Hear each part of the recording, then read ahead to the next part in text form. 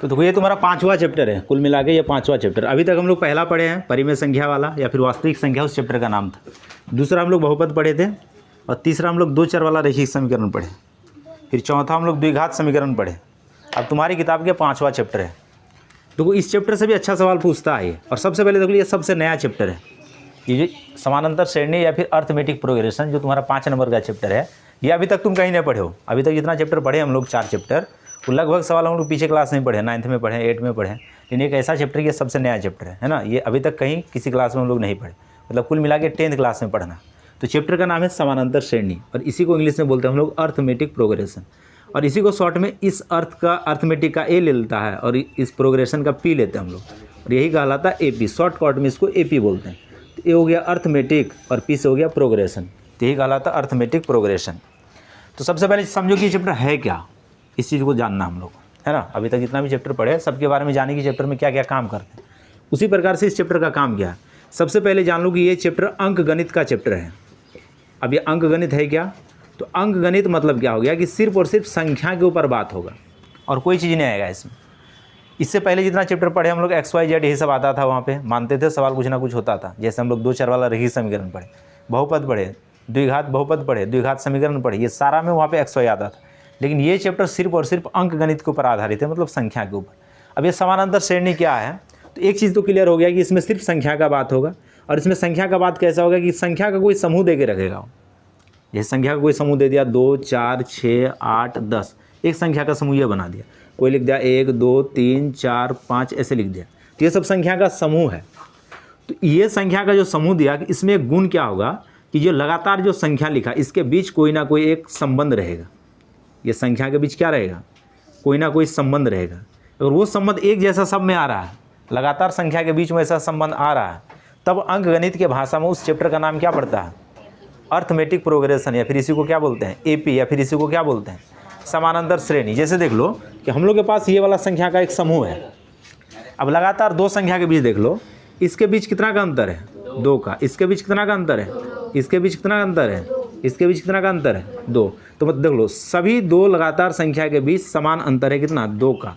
एक नियम पे बैठ गया ये जो नियम पे बैठा, यही नियम पे बैठने वाला जो संख्या का समूह होगा वो क्या कहलाएगा, समानांतर श्रेणी या फिर एपी। जैसे थे संख्या का नहीं, बहुत सारा कोई संख्या लिख दिया, अब तुमसे पूछेगा एपी में है या नहीं, तो तुमको यही लगातार संख्या के बीच क्या देखना होगा कि समानांतर है या नहीं। जो नियम है वो नियम पे सब संख्या बैठ रहा है कि नहीं, तो ये क्या कहलाएगा, मतलब ये संख्या का समूह किसमें है, एपी में है। उसी प्रकार से इसमें देख लो, ये दोनों के बीच का अंतर 1, इसका बीच का अंतर 1, इसके बीच का अंतर 1, इसके बीच का अंतर 1, तो इसको हम लोग क्या बोलेंगे, एपी में है। तो एपी का परिभाषा क्या बन गया, तो एपी का परिभाषा यह हो गया बन गया कि वह संख्या का समूह, वह संख्या का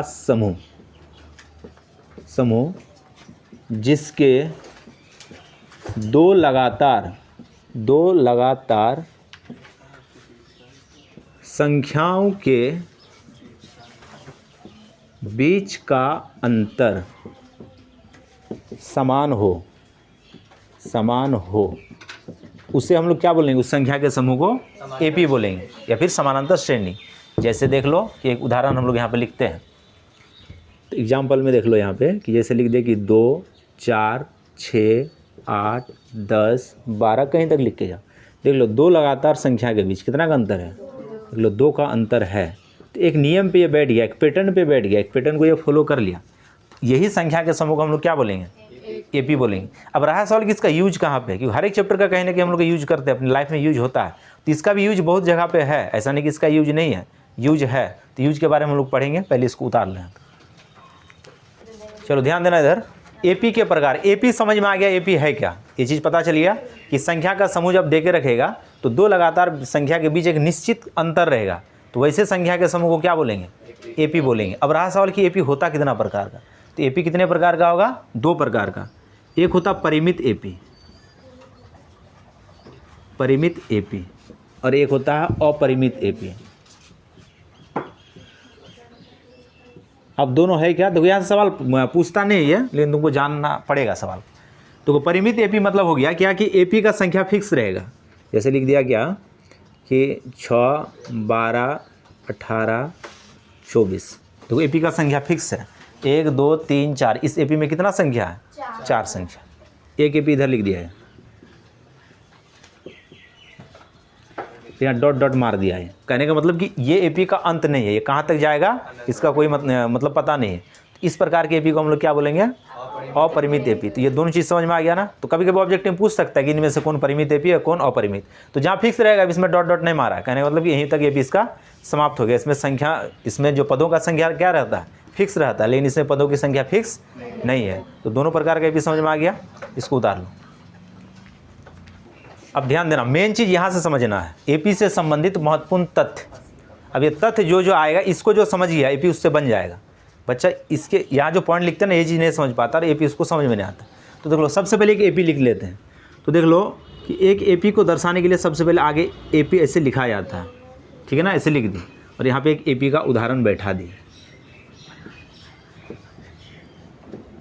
ऐसे बैठा दिए एपी, ठीक है ना। ये एपी में है क्योंकि लगातार दो संख्या के बीच एक निश्चित अंतर है, ठीक। अब देखो एपी का जो प्रत्येक संख्या जो है, ये एक संख्या है एपी में, ये वाला एक संख्या है, प्रत्येक संख्या एपी में। तो एपी के प्रत्येक संख्या को एपी का क्या बोलते हैं, पद कहते हैं। तो यहाँ पे लिखेंगे एपी के प्रत्येक संख्या को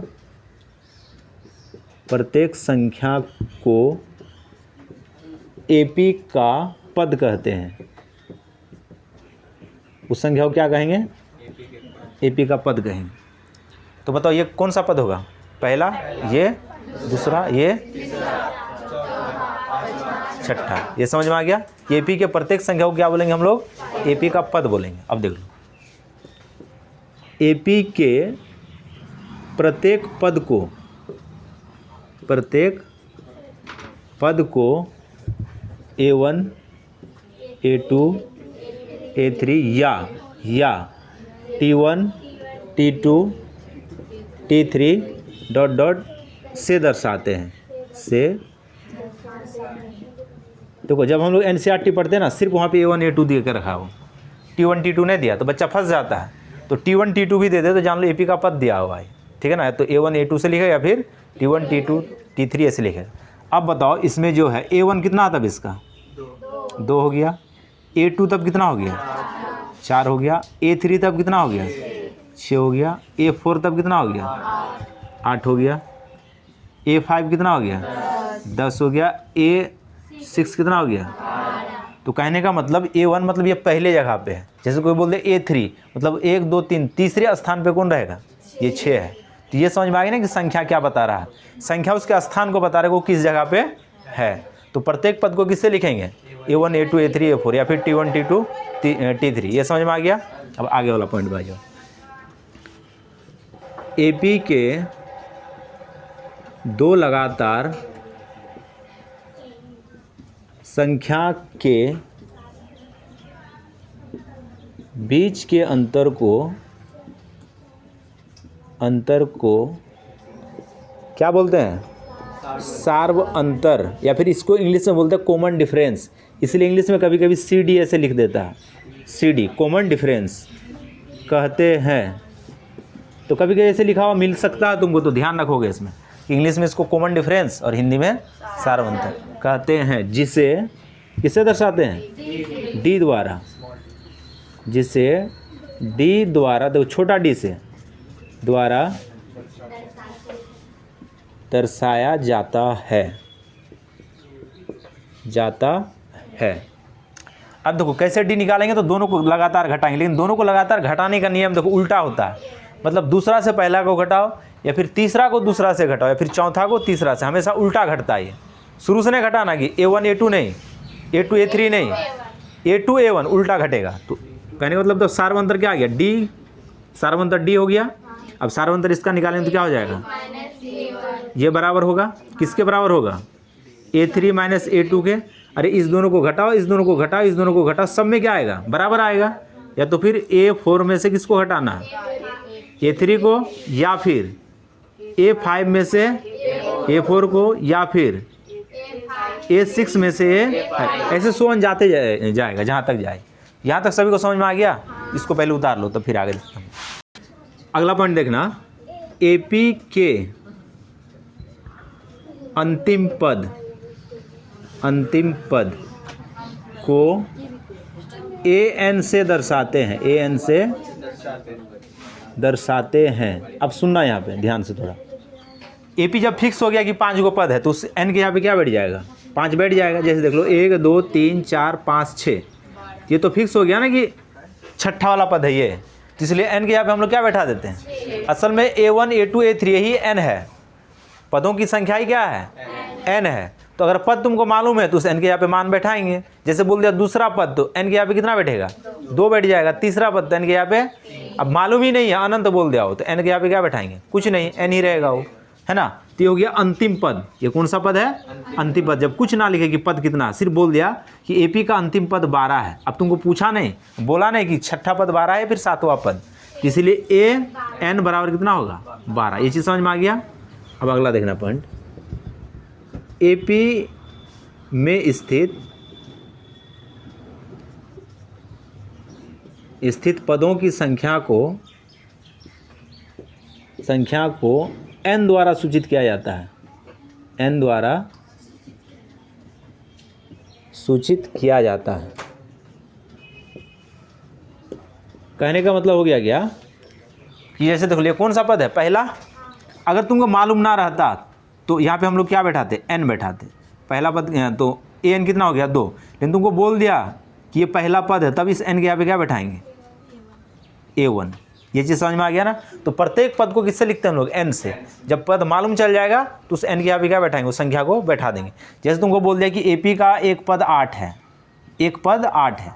अब कितना नंबर का पद ये नहीं मालूम, तो उसके यहाँ पे क्या बैठा है, n।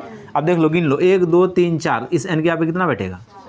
तो ये चीज़ समझ में आ गया ना। तो AP में स्थित पदों की संख्या को किससे लिखते हैं, n से। अगर तुमको बोल दिया n निकाले तो मतलब पदों की संख्या निकालना, an निकाले मतलब अंतिम पद निकालना, d निकालना मतलब सार्वंतर निकालना। समझ में आ रहा है ना बात। अब आगे चलना, यहाँ तो सभी को समझ में आ गया, और यहाँ तक समझ में आ गया तो चैप्टर अब समाप्त है। अब 1-2 पॉइंट और देख लो। अब यहाँ पे AP में तुमको पद दे दिया, बोल दिया कि इसका योग ज्ञात करें। AP का क्या ज्ञात करना है, योग। योग मतलब क्या हो गया, जोड़। जैसे लिख दिया कि AP 2 4 6 8। अब बोल दिया कि इसका योग ज्ञात करें। योग मतलब क्या हो गया, जोड़। इसको जोड़ के बताना कितना है, तो इसको हम लोग क्या बोलते हैं, AP का योग। प्रत्येक पद को जोड़ने के बाद जो आएगा वो AP का क्या कहलाएगा, योग। तो अब देख लो यहाँ पे, ये AP के योग को SN द्वारा दर्शाया जाता है। अब सवाल में लिखेगा कि AP का SN निकाले या फिर योग निकाले, तो उसके लिए किससे दर्शाएंगे, SN। अब देखो अभी तक जितना भी चीज़ हम लोग पढ़े है ना, जितना भी संकेत को यूज किए, SN यूज किए, D यूज किए, N यूज किए, AN यूज किए, सबका यूज हुआ ना। अब ये सब निकालने के लिए क्या होना चाहिए हम लोग के पास, सूत्र होना चाहिए, फॉर्मूला होना चाहिए। फॉर्मूला रहेगा तब ना निकाल पाओगे। तो अब हम लोग इसके लिए हम लोग क्या सीखेंगे, फॉर्मूला निकालने के लिए कैसे फॉर्मूला आता है, जिसको यहाँ तक उतार लो पे। अब देखना यहाँ पे, अभी जितना चीज़ था पद से संबंधित जो बात था सब लिखा दिए। अब यहाँ पे ध्यान देना कि AP से संबंधित सूत्र,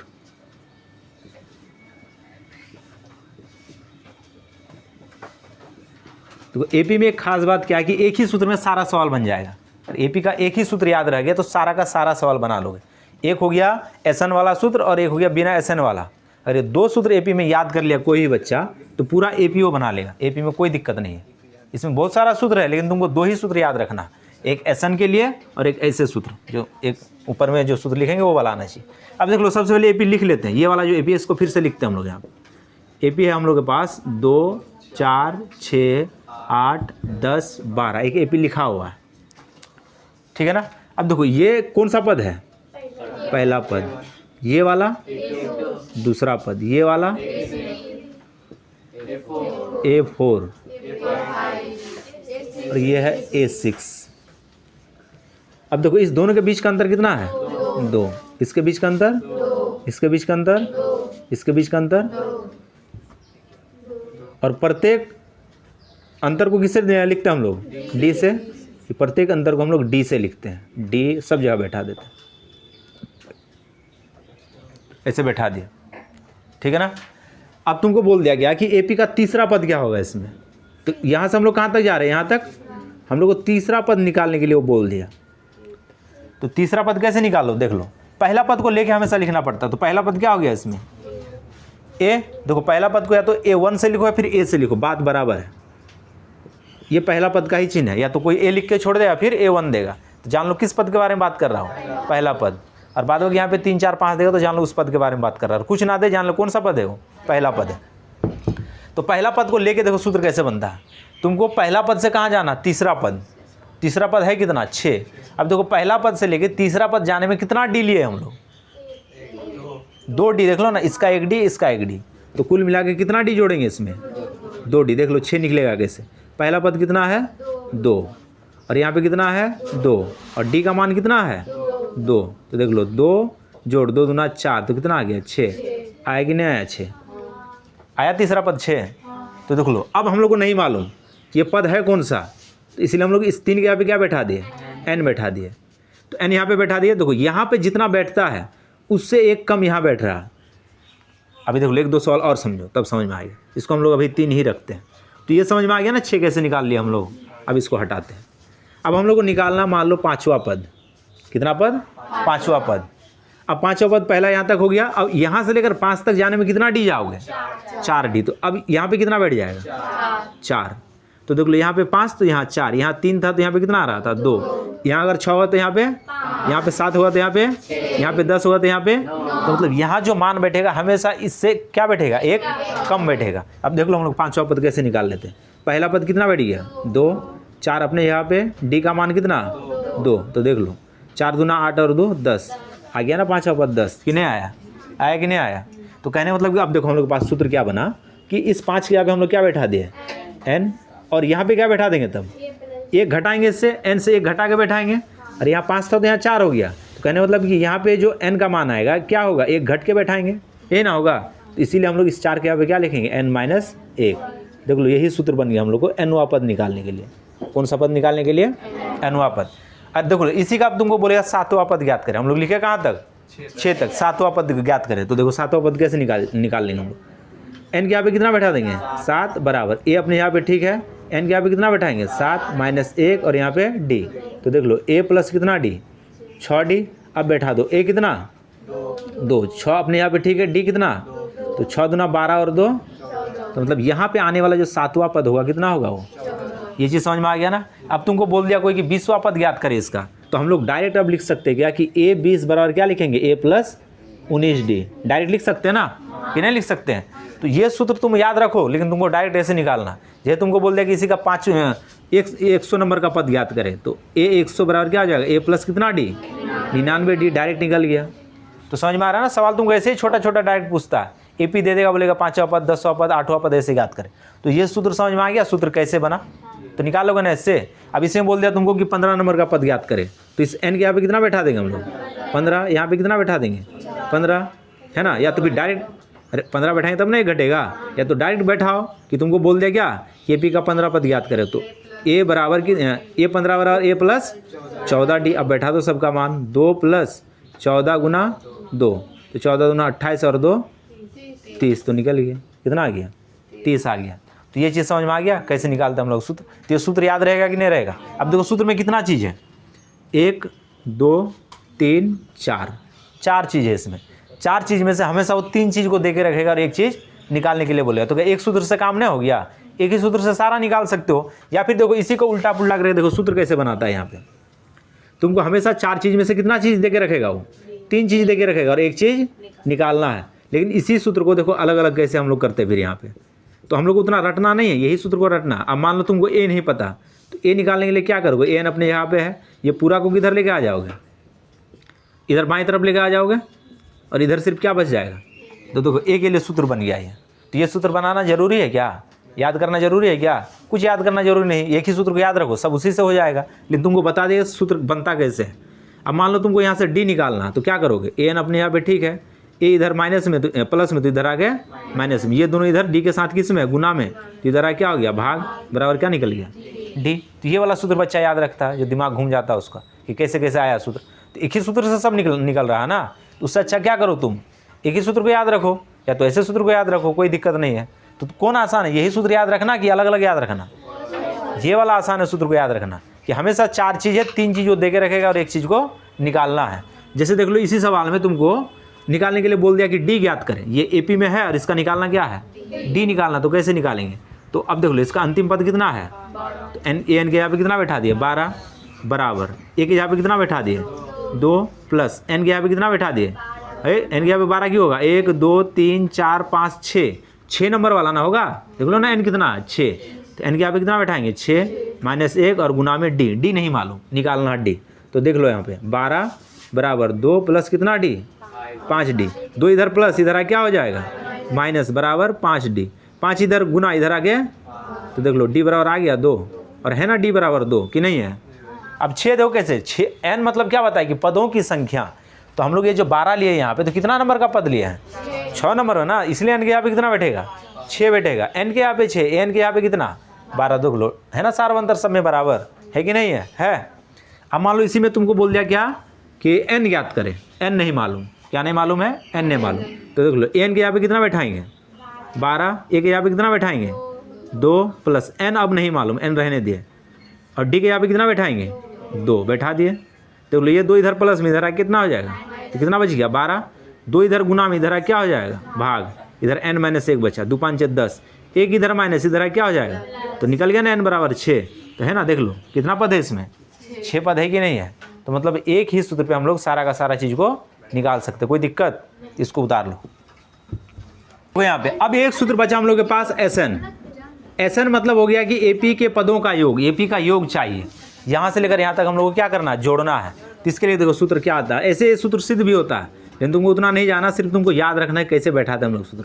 तो n/2 बराबर a प्लस an, एक सूत्र ये वाला बनता है इसका, एक सूत्र ये हो गया, या इसके लिए एक सूत्र और है कि n/2 2a plus n-1 into D. अब देखो दोनों सूत्र में अंतर क्या उसको देखना, इसमें d नहीं है, इसमें d इस सूत्र में नहीं है, इस सूत्र में क्या d है, तो कहने का मतलब जब d दे के रहेगा तो ये वाला सूत्र का यूज करेंगे, जब d नहीं देगा तो इसको बैठाएंगे, समझ में आ गया ना। तो मतलब जैसा सिचुएशन रहेगा वैसा काम करेंगे, कहने का मतलब कि n दे के रखे a दे के रखे an दे के रखे तो ये वाला सूत्र का यूज करेंगे, इसमें n दे के रखे a दे के रखे और d दे के रखे तो ये वाला सूत्र यूज करेंगे, इसमें देखो an नहीं है जबकि इसमें an है, तो समझ में आ रहा है ना कहाँ पे कैसा यूज होगा। तो जब हम लोग सवाल लें तो वहाँ पे हम लोग देख लेंगे कौन सा सूत्र कहाँ पे लगेगा, तो इसको उतार लो। अब चलते हम लोग चैप्टर की ओर।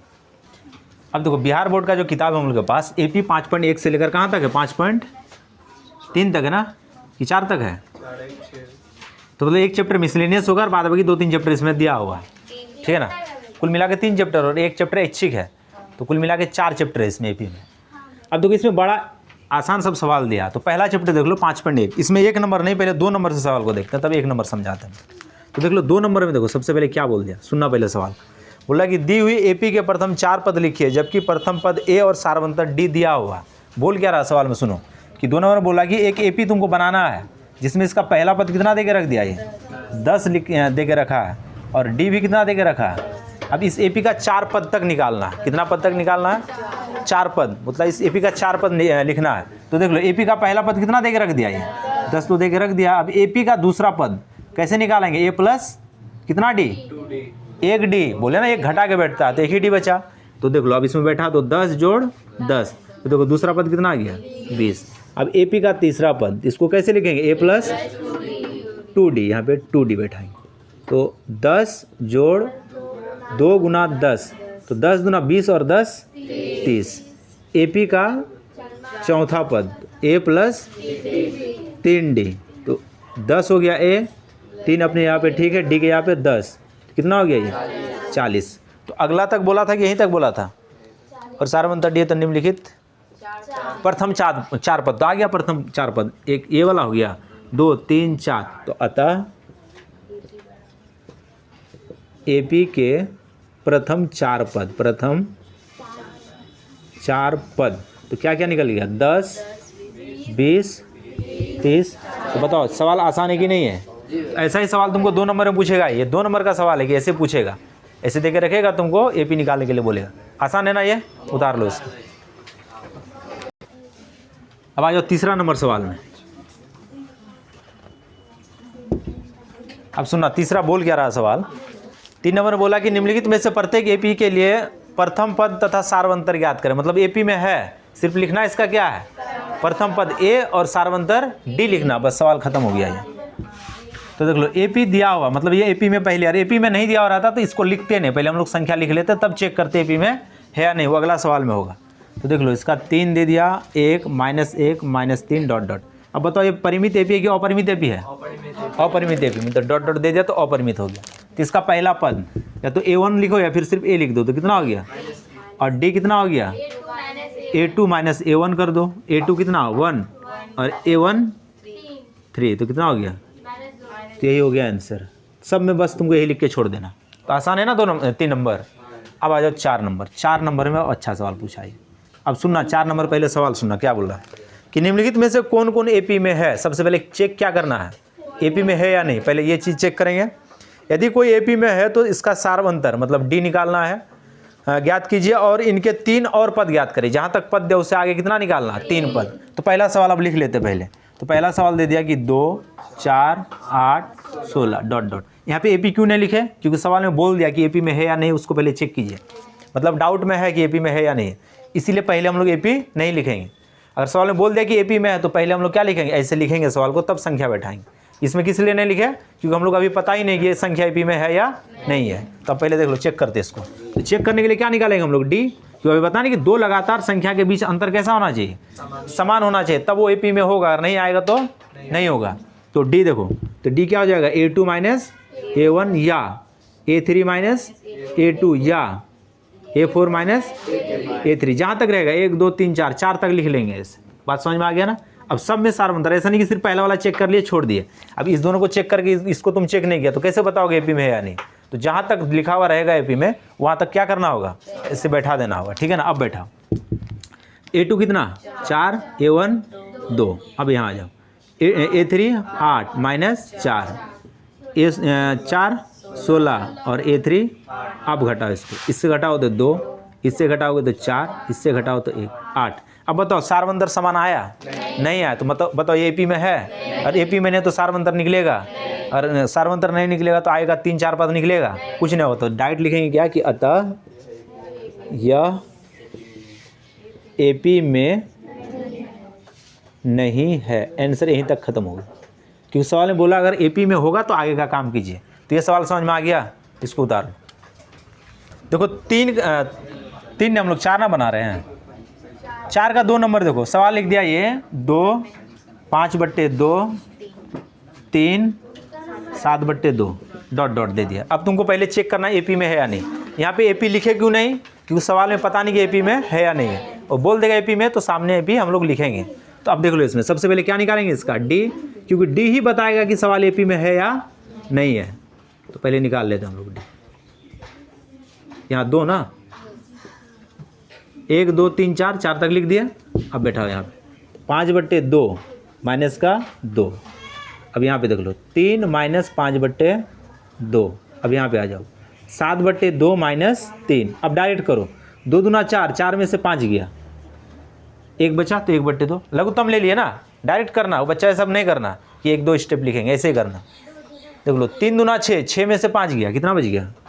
फिर 1 और नीचे में कितना बचा? 2। अब यहाँ पर आ जाओ, 2 3 6, 7 में से 6 गया, फिर कितना बचा? तो ये कैसे निकला समझ में आ गया ना? डायरेक्ट भिन्न का घटा को एक बार डायरेक्ट कर दिए हम लोग। तो बताओ सब में डी समान है कि नहीं है? डी समान है। तो अब लिखेंगे अतः यह एपी में है। तो तुमको जैसे बोल दिया सवाल में कि एपी में है, तो तुमको बोला क्या कि इसका पहला पद लिखिए। तो पहला पद कितना आ गया? 2। डी कितना आ गया? अब सवाल में बोला गया कि अगर ये एपी में है तो आप पहले काम क्या कीजिए? ए को लिखिए, डी को लिखिए, और आगे का कितना पद निकालना है? 4 पद। 4 या 3 बोला सवाल, तो 3 पद ज्ञात करें। आगे का कितना पद निकालना? 3 पद। तो अब यहाँ पे लिखें, तो एग्जाम में आएगा तो ऐसे सवाल को बनाना है। अब एपी का अगला 3 पद, 3 पद देखो। अब आगे 3 पद हम लोग निकालते हैं। तो अब देखो कहाँ तक दिया हुआ? 1 2 3 4, 4 तक तो दिया हुआ है। निकालना कौन वाला? 5 6 और 7। जहाँ तक देगा उसके आगे गिनना है, ऐसा नहीं फिर A1 A2 निकाल दो वैसे। तो जहाँ तक दिया उससे आगे। तो कितना निकालेंगे हम लोग? 5 वाला निकालेंगे, ठीक है ना? तो 5 वाला को निकालते। तो इसको इसके लिए क्या करेंगे? A प्लस कितना डी? 4D। तो कितना हो जाएगा? A कितना? 2 4, डी कितना? 1/2, 2 दूना 4, तो 2 गुना 1 2, 2 और 2 समझ में आ गया ये? अब फिर अगला कितना निकालेंगे? 6। A प्लस कितना? 5D। तो A कितना? 2। अच्छा यहाँ 5 होगा ना, या 5 होगा। तो 5 गुना 1/2। तो देख लो, तो 5/2 हो गया यहाँ पे, 2 दूना 4, 4 और 5 कितना हो गया 9, 9/2। और ये भिन्न का जोड़ है, तो देख लो 5 गुना 1 5/2 हो गया, और लघुत्तम लेंगे तो 2 दूना 4, 4 और 5 कितना हो गया 9, 9 हो गया ना। ये देख लो ना, इसको ऐसे हल करो, और समझ में नहीं आ रहा तो ऐसे देख लो, 5 गुना 1 तो कितना हो गया 5 और बटे में 2, इसके नीचे कुछ नहीं तो क्या 1, लघुत्तम कितना आ गया 2, यही ना करते हैं, 1 को 2 से भाग दे 2, 2 दूना 4, और इधर 2 से 2 से भाग दे 1, 5 गुना 1 5, तो हो गया ना 9/2। बस इसको डायरेक्ट किए और कुछ नहीं किया है, क्योंकि 10th क्लास में पढ़ रहे हो ना, तो तुमको इतना चीज़ डायरेक्ट करना, और एग्जाम में भी डायरेक्ट करोगे, उसके लिए कोई दिक्कत नहीं है, ठीक है ना। अब आ जाओ, कितना पद निकालेंगे, और तो a प्लस कितना d 6d, तो a कितना 2, 6 गुना 1/2, तो 2 3 6, यहाँ पे 3, तो देख लो 3 गुना 1 3, 3 और 2 5, तो आ गया ना 3 पद, एक पद यहाँ, एक पद यहाँ, एक पद यहाँ। सवाल समझ में आ गया। तो इस सवाल में सारा का सारा ऐसे ही बनाना था, इसको उतार लो। देखो ये सवाल दिया हुआ है, अब सबसे पहले चेक करना कि एपी में है या नहीं। देखो ये लेवल का सवाल पूछेगा तो फिर दिक्कत होगा बच्चे को, संख्या सिर्फ दे दिया तो जोड़ना घटाना सबको आता है, ये रूट में मिला के सवाल कर देता ना तो दिक्कत हो जाता है। तो देख लो अब ये एपी में है या नहीं, इसको चेक करते हम लोग। तो सबसे पहले क्या डी निकालते हैं, A2 minus A1, A3 minus A2, A4 minus A3। देखो ऑब्जेक्टिव में भी सवाल पूछता है, 4 ऑप्शन देके तुमसे पूछेगा कि एपी में है या नहीं है, तो ऐसे ही चेक करना हम लोग को, 4 ऑप्शन को ऐसे ही चेक करना, जिसमें ये चीज़ लागू हो जाएगा वो एपी में होगा, जिसमें नहीं होगा वो नहीं होगा। बहुत सारा ईयर में पूछा है, जब तुम क्वेश्चन बैंक देखोगे ना तो बहुत सारा साल में पूछा कि 4 को दे दिया हो ऐसे संख्या और पूछ दिया कि एपी में है या नहीं, तो चेक कैसे करना है, ऐसे तुमको चेक कर लेना।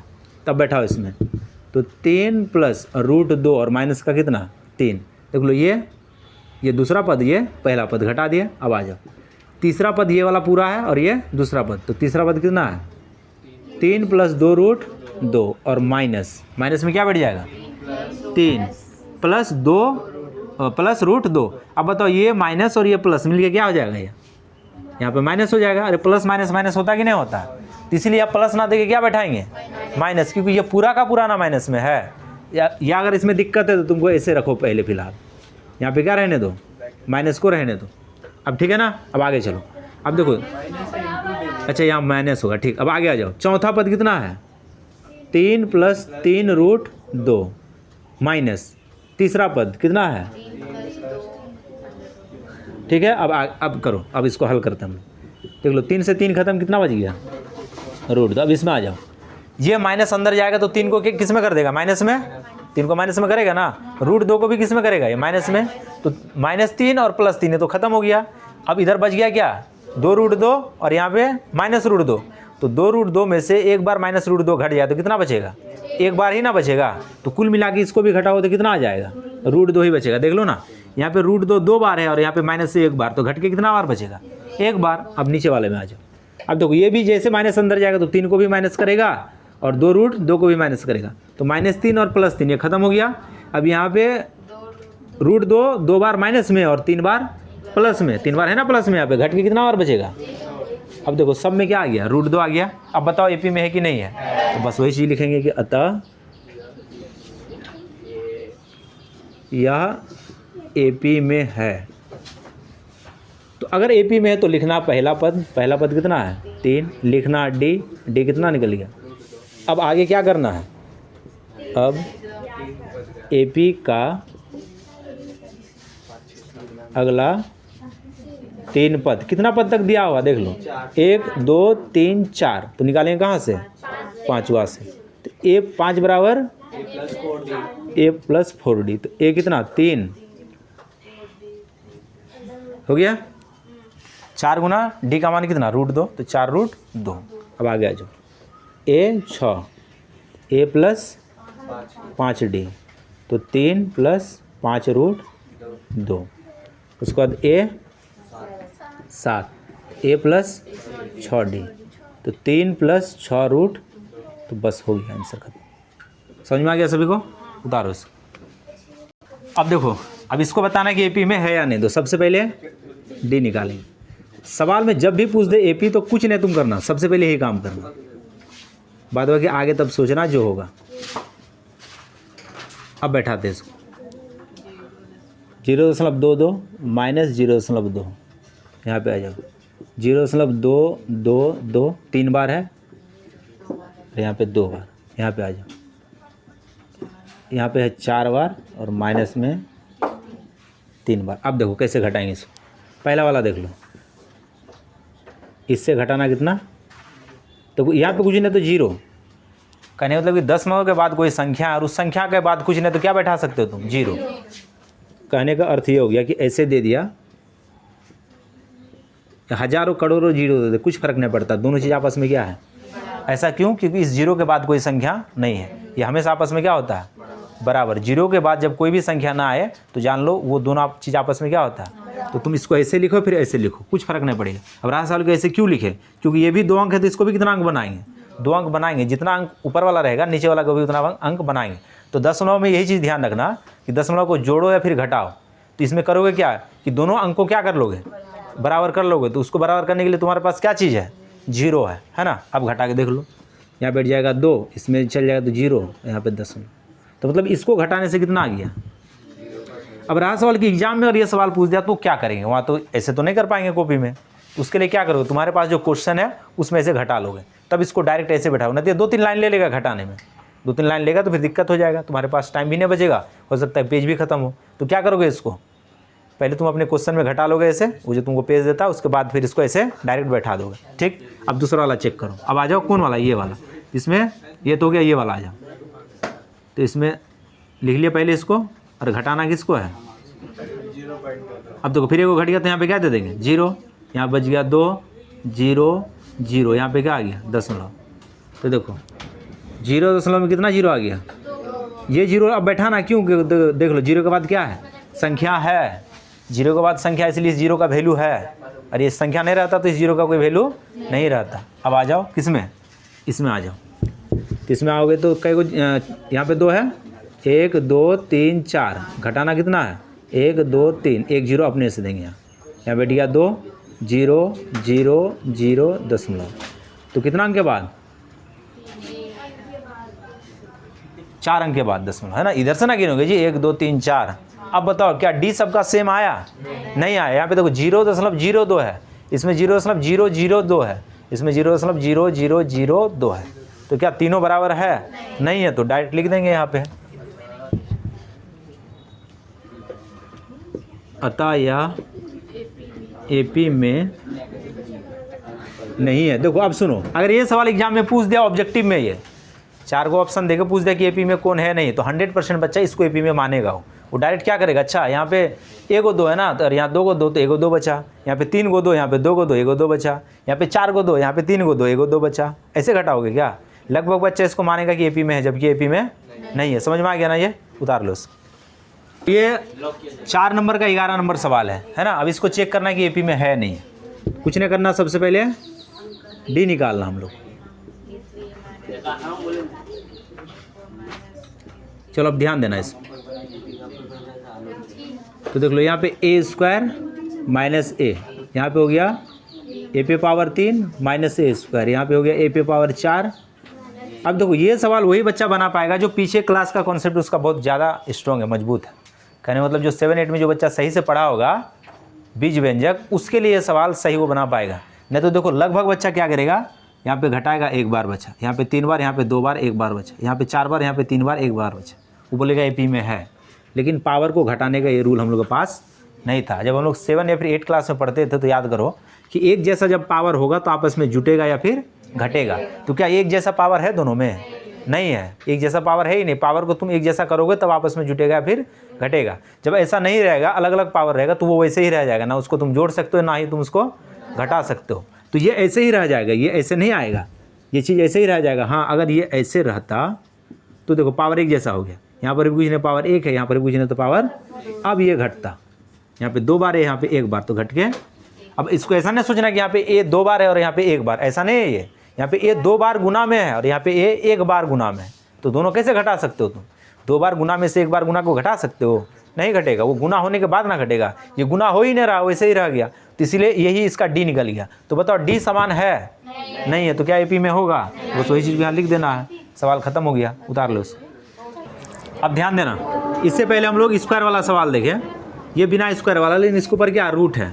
रूट का भी खास बात क्या है, रूट का एक खास बात है क्या कि यहाँ पे जब कोई भी संख्या बैठेगा ना, तो अगर दोनों संख्या सेम रहेगा, दोनों संख्या सेम रहेगा तब आपस में जुटेगा या फिर घटेगा। अगर दोनों संख्या सेम नहीं है तो ना ही तुम जोड़ सकते हो ना ही तुम घटा सकते हो। लेकिन बड़ा होशियार जो बच्चा होगा क्या करेगा, ये देख लो इसके अंदर 8 दे दिया और इसके अंदर 2 दे दिया, वो घटा कितना बैठा देगा, 6 बैठाएगा। लेकिन ये गलत है, ऐसा नहीं होगा। ऐसा इसलिए नहीं होगा कि रूट के अंदर सेम चीज़ नहीं है। हाँ अगर गुना होगा तो गुना रह जाएगा, गुना हो जाएगा। अगर गुना में चीज़ देगा या फिर भाग में देगा तब होगा, गुना भाग होगा। जैसे देखो 8 दूना 16, ऐसे लिख सकता हो, गुना कर सकता, भाग भी कर सकता, लेकिन जोड़ और घटा नहीं होगा। जोड़ और घटा एक ही शर्त पे होगा जब ये रूट के अंदर सेम रहेगा। जैसे इसको पावर वाला में देखें, जब पावर सेम रहेगा तो जुटेगा या फिर घटेगा। पावर सेम नहीं रहेगा तो गुना हो सकता और भाग हो सकता, लेकिन पावर सेम नहीं है तो ना ही तुम उसको जोड़ सकते हो और ना ही घटा सकते हो। तो ये रूट में भी वही बात है। रूट में भी जब रूट के अंदर सेम रहेगा तो आपस में जुटेगा, नहीं जोड़ सकते और ना ही घटा सकते हो। हाँ लेकिन गुना और भाग कर सकते हो। तो फिर इसको तब एक जैसा करना होगा, तब ना हम लोग आपस में जोड़ सकते हो और घटा सकते हैं। तो देख लो इसको थोड़ा सा हम लोग हल करते हैं। देख लो ये ठीक है, रहने दो। तो हम लोग रूट निकालने के लिए क्या कर सकते हैं कि उसके अंदर जो रहता है उसको क्या कर लेते हैं हम लोग, गुणनखंड करते हैं और जोड़ा जोड़ा में से एक बार निकालते हैं। देख लो इस 8 का गुणनखंड करेंगे तो 2 कितना बार आएगा, तो मतलब इसमें 2 कितना बार है, 3 बार। कै बार निकलेगा, 2 एक बार, 3 बार क्यों, 2 बार क्यों निकाल सकते हो, नहीं निकाल सकते हो, जोड़ा में से एक बार। तो एक जोड़ा में से एक बार तो निकल गया, लेकिन एक 2 बच गया। तो क्या इस रूट 8 को ऐसे लिख सकते हैं ना, लिख सकते हैं। चलो हो गया इसका। अब आ जाओ ये 18 वाला। 18 का गुणनखंड 3 गुना 3 गुना 2, तो देख लो 3 कितना बार आ गया, 2 बार। एक बार निकाल लेंगे, रूट 2 अंदर में बच गया। तो रूट 18 को क्या लिख सकते हैं, 3 रूट 2, ठीक है ना। अब आ जाओ इसमें 32 में, तो रूट 32, तो 32 का गुणनखंड 5 बार इसमें 2 आएगा, आ गया ना। तो 2 बार में से एक बार निकालो, फिर 2 बार में से एक बार निकालो और एक बार बच गया। तो 2 दूना 4 रूट 2, तो 32 के यहाँ पे इतना लिख सकते हैं ना, 4 रूट 2। तो यहाँ तक किसी को कोई समस्या, और यहाँ तक समझ में आ गया तो सवाल बन गया। अब सवाल में कुछ नहीं बचा। अब चेक क्या करेंगे हम लोग, अब डी को चेक करेंगे। तो D A2 minus A1, A3 minus A2, A4 minus A3। अब बैठाते इसको, 2 रूट 2 माइनस रूट 2। अब यहाँ पे आ जाओ, 3 रूट 2 माइनस 2 रूट 2। यहाँ पे 4 रूट 2 माइनस 3 रूट 2। अब देखो रूट 2 बार, एक बार घट के एक बार, यहाँ पे रूट 2 3 बार, यहाँ पे 2 बार घट के एक बार, यहाँ पे 4 बार, यहाँ पे 3 बार। अब बताओ एपी में है कि नहीं है, एपी में है। तो अतः यह एपी में है। अगर एपी में है तो पहला पद कितना हो गया, रूट 2। डी कितना हो गया, यहाँ तक कोई दिक्कत। अब आई का कितना पद निकालना है, 1 2 3 4, तो कितना पद निकालेंगे। तो अब एपी का अगला 3 पद, तो 3 पद अब हम लोग निकालते हैं इसमें। देख लो तो सबसे पहले ए 5 हुआ, तो क्या होगा a प्लस 4d। तो ए कितना, रूट 2, 4 रूट 2। तो आंसर ये लेकिन नहीं दिया तुम्हारी किताब में, आंसर ऐसे नहीं लिखा। आंसर को सिर्फ और सिर्फ एक ही बार रूट में लिखा। तो कैसे लिखेंगे, देख लो रूट के अंदर से जब कोई चीज़ बाहर निकालते हैं तो 2 बार में से एक बार निकालते हैं। अब जब कोई चीज़ को रूट के बाहर से अंदर लेके जाएँ तो क्या करेंगे, उसको 2 बार करके लेके जाएंगे। अरे 2 बार करके एक बार निकालते हैं तो अंदर लेके जाओ तो क्या करोगे, 2 बार करके लेके जाओगे तब ना होगा। तो देख लो तब मतलब रूट के अंदर तब कितना जाएगा इसका, 16। रूट के अंदर 16 जाएगा ना। तो अब इसको कैसे लिखेंगे, सबसे पहले इसको जोड़ लो, इसको पहले जोड़ लो तो कितना हो गया, 5 रूट 2। कुल मिला के देखो रूट यहाँ पे 4 बार और यहाँ पे 1 बार, तो कितना बार हो गया, 5 बार। लेकिन आंसर ऐसे नहीं दिया, आंसर सिर्फ किसके अंदर दिया, रूट के अंदर दिया। तो देख लो ये 5 एक बार है ना, मतलब 2 बार 5 अंदर में रहा होगा तब ना एक बार निकला। तो 2 बार 5 अंदर में रहा हो तो कितना रहा होगा तब, 25। तो 25 गुना 2 कितना हो गया, कुल मिला के ये रूट 50 था। यहाँ ये रूट 50 कैसे आया, समझ में आ गया ना। तो मतलब जो बाहर में रहता है उसको 2 बार गुना करके अंदर ले आके गुना करते हैं। तो 5 एक बार है तो इसको अंदर लेके जाएंगे तो 5 2 बार आएगा, 25 25 गुना 2 50। उसी प्रकार से छठा पद a प्लस कितना डी, 5d। तो रूट 2 प्लस 5 रूट 2, तो कितना हो गया, 6 रूट 2। आंसर ये नहीं दिया तो मतलब 6 को अंदर लेके जाना है। तो 36 अंदर जाएगा तो 36 गुना 2 कितना आ जाएगा, 72। ये वाला आंसर होगा किताब में, ठीक है ना। अब अगला देख लो 7, तो a प्लस 6d, तो रूट 2 प्लस 6 रूट 2, तो कितना हो गया, 7 रूट 2। तो अंदर कितना गया तब 49, 49 गुना 2 तो कितना हो जाएगा 98। तो ये वाला होगा, समझ में आ गया। तो बस ये था इसमें सवाल में, उतार लो। अब आ जाओ इस चैप्टर का 1 नंबर सवाल में। अभी तक हम लोग 2 नंबर से स्टार्ट किए, 4 नंबर तक देखे, 4 तक ही सवाल था, इसमें सारा सवाल ऐसे ही बनाना था। अब आ जाओ 1 नंबर में। अब 1 नंबर समझ में आएगा। सुनो पहले सवाल बोल क्या रहा है कि निम्नलिखित स्थितियों में से किन स्थितियों में संबंध संख्याओं की सूची एपी में है और क्यों। बोला कौन एपी में है और क्यों है। एपी में है तो क्यों है, और नहीं है तो क्यों नहीं है, ये चीज़ लिखना है। अब देखो यहाँ पे पहला सवाल ये लिख रहा गया, सुनना पहले सवाल को ध्यान से। बोला सवाल है कि प्रत्येक किलोमीटर के बाद का टैक्सी का किराया, जबकि प्रथम किलोमीटर के लिए किराया 15 रुपये है और प्रत्येक अतिरिक्त किलोमीटर के लिए 8 रुपया है। पहला अगर 1 किलोमीटर जाओगे तो तुमसे 15 रुपया लेगा, ये पहला किलोमीटर के लिए 15 रुपया। लेकिन अब देखो, अब जब आगे जाओगे ना तो इससे अतिरिक्त 8 रुपया लेगा, मतलब 15 तो ले ही रहा है, लेकिन आगे 1 किलोमीटर जाने के लिए कितना ज़्यादा लेगा वो। तो कितना रुपया ले लिया दूसरा किलोमीटर के लिए 23, 8 जुट गया ना। तीसरा के लिए कितना ले लेगा 31, चौथा के लिए कितना ले लेगा 39, फिर उसके लिए 47, ऐसे ही ना बढ़ेगा, ऐसे ही जाएगा। अब बोल रहा है क्या क्या ये एपी में है, अगर है तो क्यों है, तो देख लो एपी में है कि नहीं है। अब इसको डायरेक्ट बनाना, इसे लिख के नहीं बनाना। देख लो इसका अंतर कितना है 8, इसमें कितना है 8, इसमें कितना है 8, इसमें कितना है 8। तो अब यहाँ पे लिखेंगे कैसे, लिखना ही मेन है इसमें, यह एपी में है, हो गया। अब यहाँ पे क्यों का जवाब देना है, क्यों, क्योंकि इसके प्रत्येक 1 किलोमीटर में नियत किराया 8 रुपये का अंतर है। बस यही हो गया आंसर। तो ऐसे नहीं बना पाओगे, तो बस यही तुमको चेक कर लेना, सिर्फ इतना लिखना पड़ेगा सवाल में, तब जाके कंप्लीट होगा। तो देख लो 5.1 पूरा कंप्लीट हो गया। अब बच गया हम लोग के पास कितना 5.2 और 5.3। ये दोनों चैप्टर को अगला वीडियो में देखेंगे हम लोग। आज हम लोग यहीं तक वीडियो को समाप्त करते हैं।